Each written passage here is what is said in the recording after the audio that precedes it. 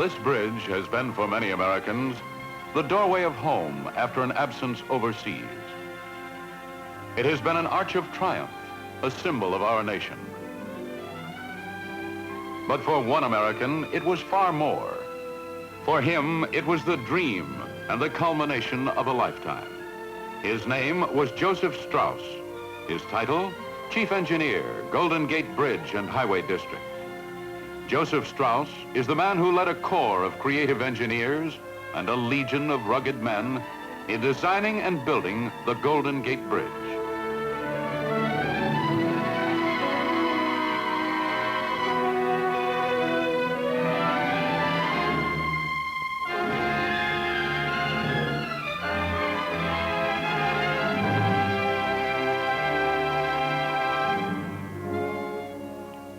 Few people remember today, but for 15 years before the steel was formed for the Golden Gate Bridge, it was regarded by many as the bridge that could not be built.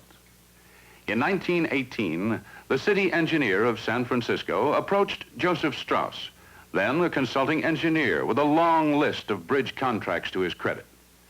The city engineer asked if a bridge could be built across the Golden Gate at a reasonable cost. After 3 years of study, Strauss replied that it could for $27 million. This was in 1921. Such a bridge was an obvious need. San Francisco Bay formed a 50-mile-long barrier to highway traffic in the San Francisco area. And the entrance from the sea, known as the Golden Gate, separated the growing city on the south from the lightly populated and excellent recreation areas of Marin County. While a bridge was an obvious need, it was not an obvious possibility. The challenge was not to bridge a river or a valley, but an arm of the ocean. The proposed bridge was this one, impressive in its simplicity, modern in its concept. The span from tower to tower would be 4,200 feet long, the longest ever attempted in that time. The side spans would each be 1,125 feet long. The roadway would be some 250 feet above the choppy waters of the bay. That was how matters stood in 1921. 11 years of stormy controversy followed. The opponents raised many objections. Some said the bridge couldn't possibly be built.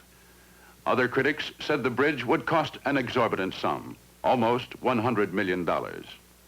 And to a city that remembered a disastrous earthquake, there was an ominous note. The bridge would be only a few miles from the San Andreas Fault. The battle was fought vigorously in the courts and in the newspaper columns. But the dreamers and the builders won out. Construction began officially on January 5th, 1933. The film you're about to see is old, but these flickering scenes still portray the story of building this great bridge. In the fabricating shops of the Bethlehem Steel Company at Pottstown and Steelton, Pennsylvania, the fabrication work begins. Bethlehem, the major contractor, will build the steel towers and suspended span of the bridge.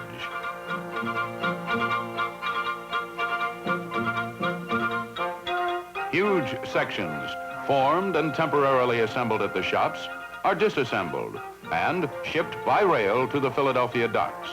It takes miles of railroad cars to carry the steel for the towers and suspended span.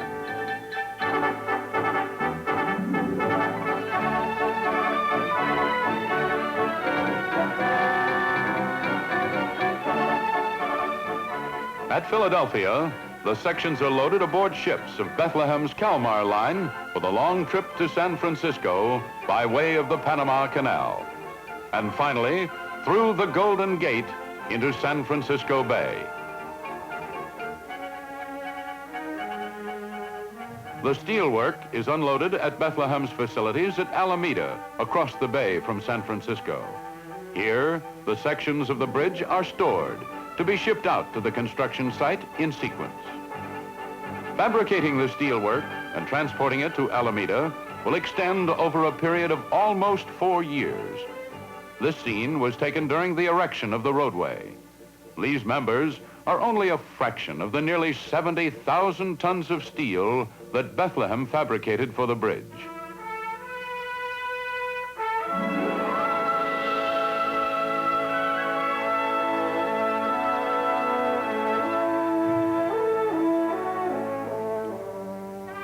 At the Golden Gate, construction begins with a Marin Pier, which is built on bedrock on the north shore, the work being protected by a sheet piling cofferdam.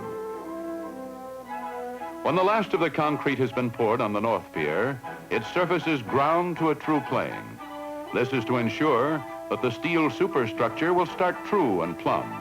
The surface is made plane to within less than 1/32 of an inch.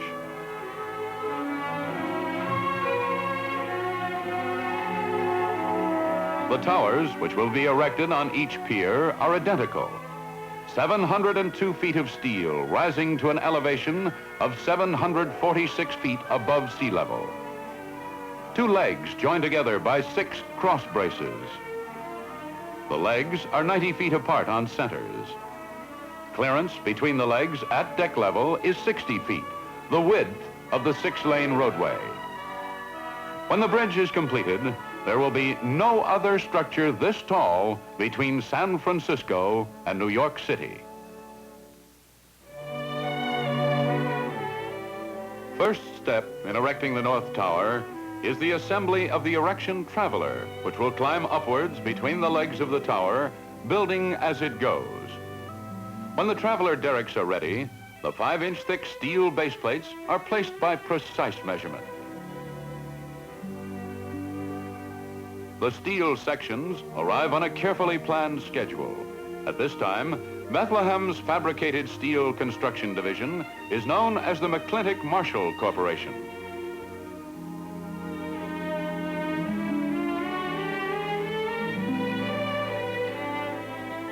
Moving the steel from storage at Alameda to the bridge site is a sizable effort in logistics. The distance is 5 miles across the open water of the bay.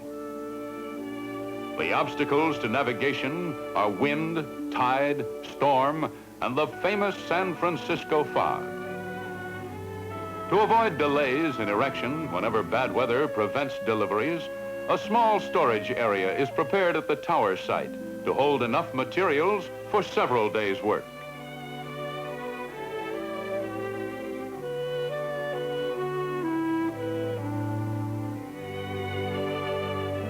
The lowermost sections of the tower are anchored to vertical steel angles, which have their roots 53 feet below the surface of the pier.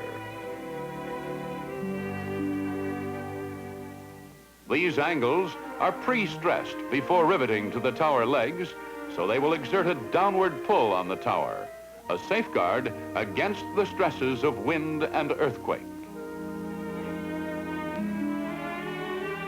As the year 1933 unfolds, the Marin Tower climbs toward the roadway level. Even in this early stage, there appears the beauty of line that will make the Golden Gate Bridge famous. As the erection traveler raises itself on the lower tower sections, its spider-like shape stands out against the water. Each of its 2 electric-powered stiff-leg derricks is rated at 85 tons, about the weight of the heaviest tower section. The booms are 90 feet long. Once the traveler clears the pier by a sufficient margin, the workmen begin erection of the first diagonal brace. And so the technique of building the tower proves its workability. As the tower progresses upward, the traveler erects the tower legs, then raises itself and builds the braces behind it. Each time the traveler is raised, its weight must first be shifted to catheads placed atop the tower legs. Then the 4 plungers which support the traveler are withdrawn from reinforced slots in the tower legs.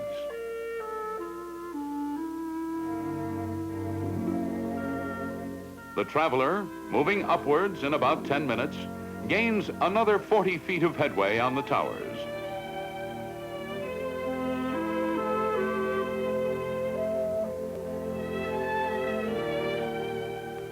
One red-hot rivet coming up, special delivery to men working by the light of miners' lamps inside the tower. The riveters work on double platform scaffolding, driving simultaneously on several levels.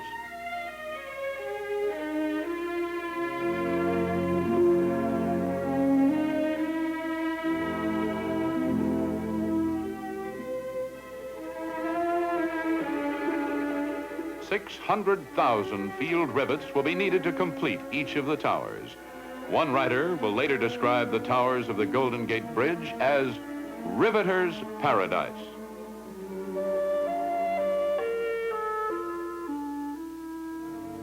And so the work continues, and a new form rises against the sky in the beautiful Bay Area, a form which fits well in a land of massive hills and spans of water, but which dwarfs the men who are building it. In time, the only practical way up and down this open skyscraper is by elevator, and it's a sensational ride.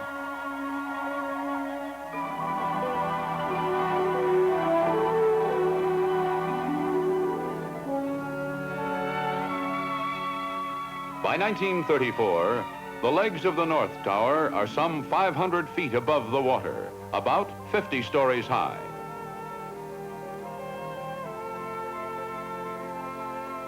From bottom to top, the cellular principle of construction remains the same.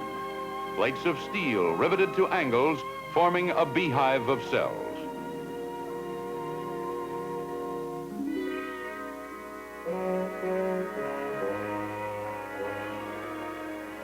This construction principle creates a maze of passages in which men will occasionally become lost for short periods.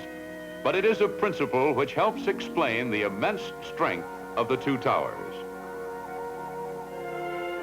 As the year 1934 unfolds, a bold silhouette rises above the Golden Gate. The horizontal cross struts above the roadway level will help the tower legs act as a unit in resisting lateral forces.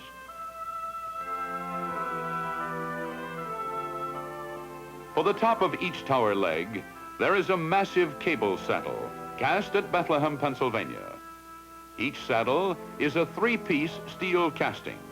They are mounted on rollers to allow movement during erection of the span. Later, they will be fixed in position. Placing the cable saddles in November 1934 essentially completes the North Tower. However, long before the first tower reaches completion, workmen across the bay begin building the second concrete pier for the South or San Francisco Tower.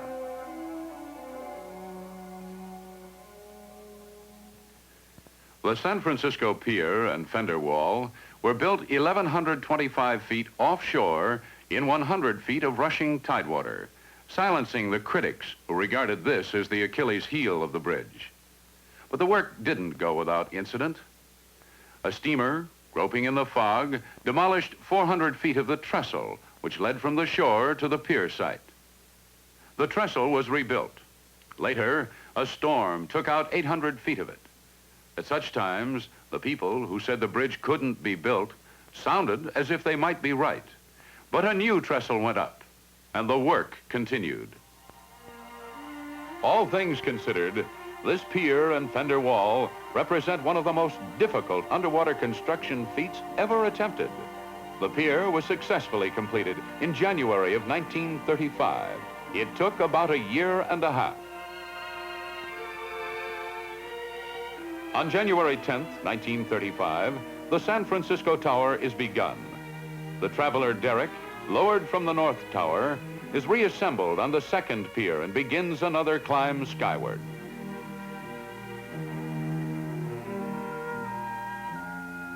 As the tower progresses upward, Kalmar Line ships continue their deliveries of fabricated steelwork to Alameda. The pattern of erecting the San Francisco Tower is the same as that used in building the Marin Tower.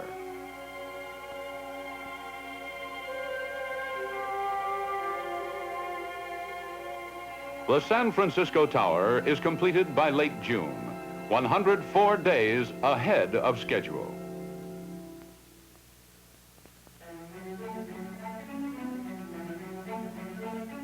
On November 11th, 1935, the task of spinning the two great cables is begun. From then on, the Golden Gate is steadily bridged wire by wire. The workmen of the cable contractor stitched the north and south shores together with 80,000 miles of wire. Each wire measures just under 1/5 of an inch in diameter, slightly smaller than a lead pencil. Spinning carriages shuttle from anchorage to midspan, playing out as many as 6 wires on each trip.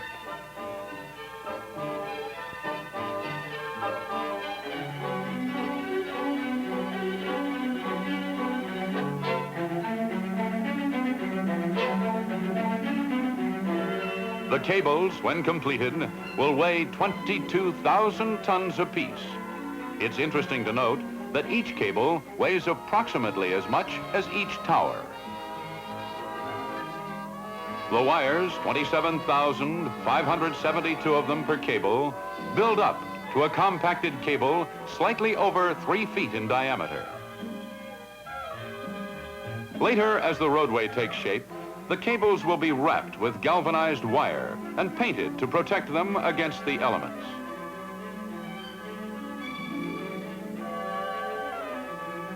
The spinning of the cables is completed in May of 1936. Bethlehem, builder of the towers, begins erecting the suspended span on June 18th.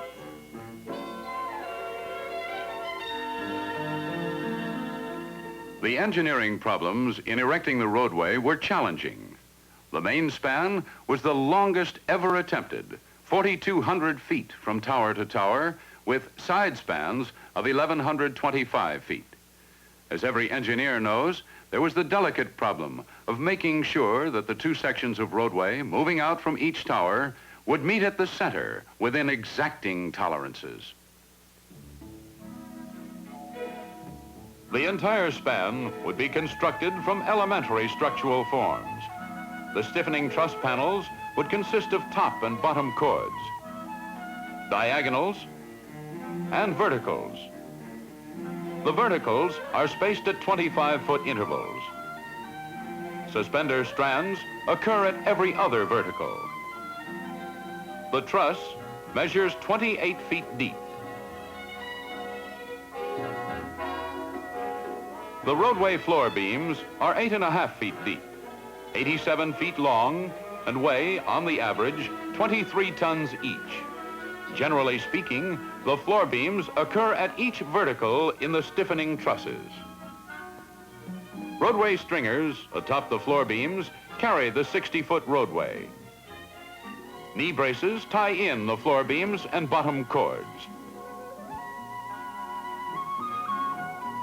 The summer of 1936 sees the first 3 panels erected by cantilevering each way from the towers. Chicago booms at the roadway level handle the steel for this work. One of the unique features of this job is the emphasis placed on safety. As the roadway moves outward from each tower, a manila rope safety net is introduced. Assembled first at water level, the net and its frame are lifted to position beneath the span.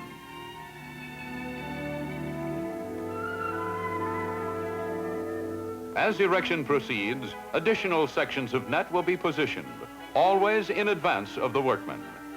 Eventually, the net will extend the entire length of the bridge. Also, the net reaches some 10 feet beyond the width of the span on each side. As erection proceeds, the first 3 panels of roadway are planked over. The steelwork is delivered from Alameda to the base of the towers, then hoisted to this planked over area. From there, the steel members move out on a buggy to the point of construction.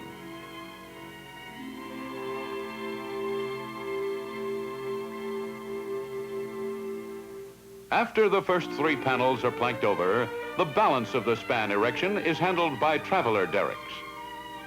In the erection of the trusses, two 25-foot panels are cantilevered forward, assembled piece by piece. The first vertical is joined to the projecting bottom cord.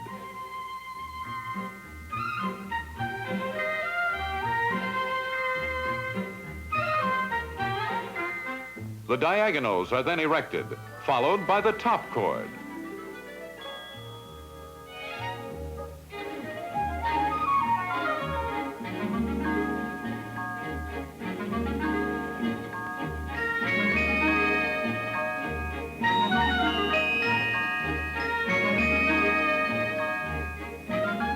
And so the span progresses, moving out truss by truss in 4 directions to maintain equal loading on the cables and towers. When each set of 2 truss panels is connected to the suspenders, the floor beams are swung into place. These will be followed by reinforcing laterals and some of the roadway stringers.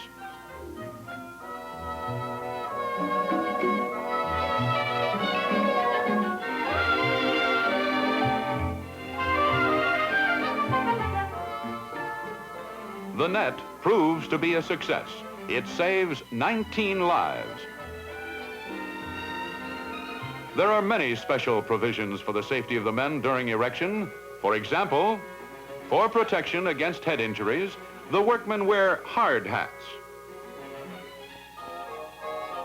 And whenever they can work with limited movement, the men use safety belts with tie-off lines.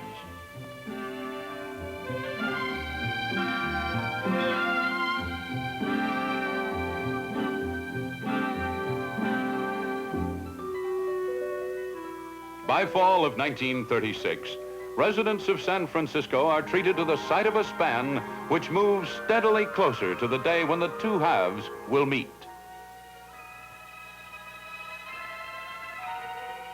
The partial loading of cables and towers gives the span an unnatural curvature. It looks as though the main span will meet at a peak. Bethlehem and the cable contractor work together to control the cable curvature and saddle movements.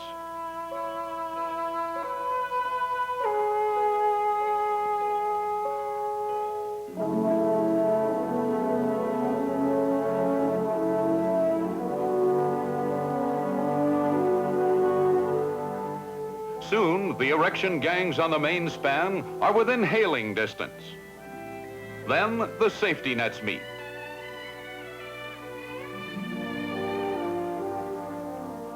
Finally, on November 18th, 1936, the closing members are lowered into place.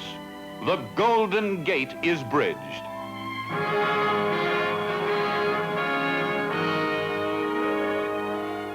For Chief Engineer Joseph Strauss, and for every engineer who has contributed to the work, this is a day of realization, the type of day which fulfills the life of an engineer, first as a dream, then as a magnificent accomplishment.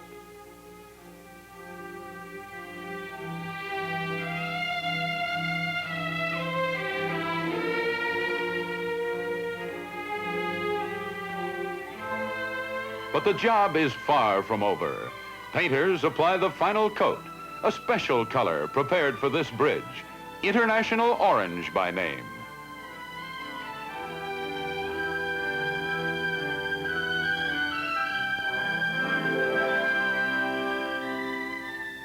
The buggies bring out fabricated sections for the sidewalks and railings.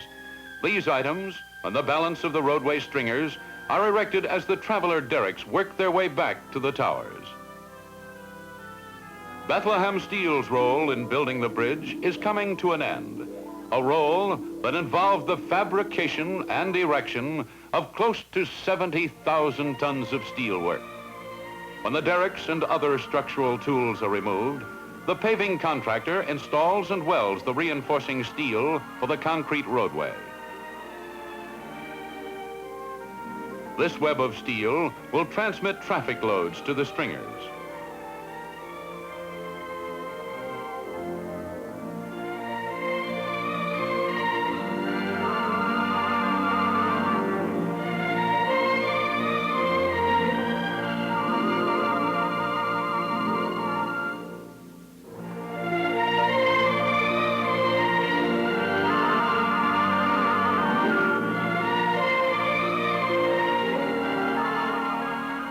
Fog makes one of its regular visits as the finishing touches are added to the bridge, creating a strange kind of beauty.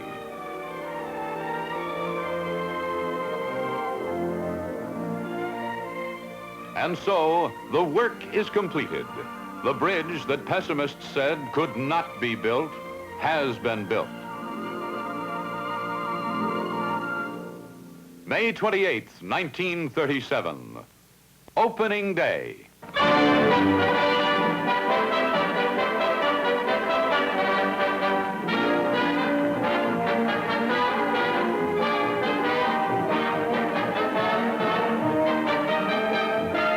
Newspaper accounts vary on the amount of celebrating done by San Francisco. Some say 4 days, some say a week. It was a celebration worthy of the bridge. The fact that men who never saw a blueprint or drove a rivet were so deeply proud of the accomplishment proved that all men are builders at heart, conquerors of the impossible. But some men, the engineers, earn and cherish the privilege of doing the dreaming, the planning, the building. It was such men who designed and built the Golden Gate Bridge.